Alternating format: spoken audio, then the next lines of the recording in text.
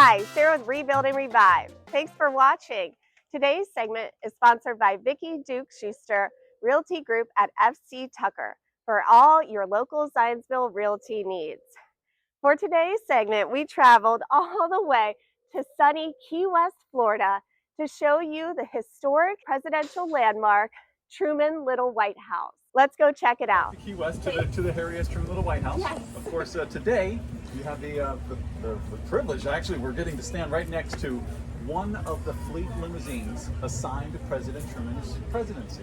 Now, during his administration, these vehicles, it's a Lincoln Cosmopolitan, were ordered for the president. 18 total vehicles at all within the fleet. 9 were kept in DC proper. The other 9 were known as company cars and were at different destinations throughout the country. And this is one of the company cars. Was kept in New Jersey for use in New York whenever visiting dignitaries. Even the president might need a limo. Because, of course, back then, the presidential limo didn't travel with them. They were kept at different destinations. And so, but this is what we believe, quite possibly, the only remaining one that is actually still used as a daily driver. It's a spectacular condition. We're Can people ride in this today? You are going to ride in it today. Yeah, that's amazing. You're all going to ride in this. So if you come to the Little White House, you can get a ride. And yes, this is actually used with our White Glove Tour experience. Okay. And the White Glove Tour experience, of course, is a private tour of the home, a private tour in the Foundation Gallery exhibits, and then a private ride in the presidential fleet limousine. Wow. And it's holds up to 6 people, 7 with our driver. Now, really get a chance to feel extra presidential inside of the vehicle. Yes.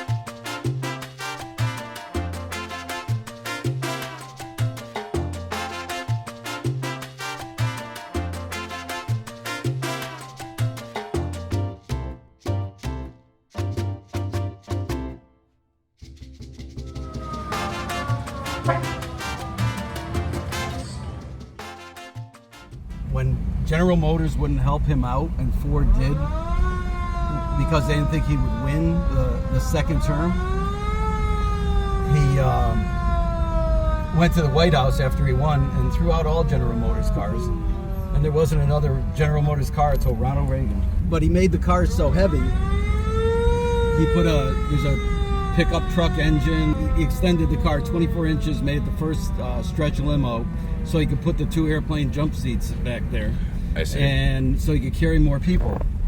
And then he designed the car with the hydraulic privacy window right here behind our seat, so that he could have private discussions with the generals about the war and stuff like that. And so it was all his design of this car because he wanted something modern. 9 of these cars were designed with 7 inches higher for your hat. Oh. Because he didn't want to take his hat off. And don't forget, he was in the hat business. But this car ended up so heavy, after he threw out General Motors, he had to call them up and ask them for their transmission because the transmission from Ford wouldn't pull it. Oh, wow. So he's like, I heard you have these new hydromatic transmissions. I need 10 of those. So to get back into good graces, they sent their engineers over and they bolted up the General Motors to the Ford, which made it the first hybrid. Oh, but he didn't smoke. And people ask I guess I didn't realize that. Yeah, no, he didn't smoke. So, and people would ask too about why did he face the jump seats forward? Because in the cabs they would face them the other way. But if you think about it, all the generals smoke cigars and stuff. Yeah, so he's like, so. no, face them this way. That's the phone system. That's the wireless phone system from 1949 and 50. The president would sit by the phone where it was important, and the wife would sit on the other side.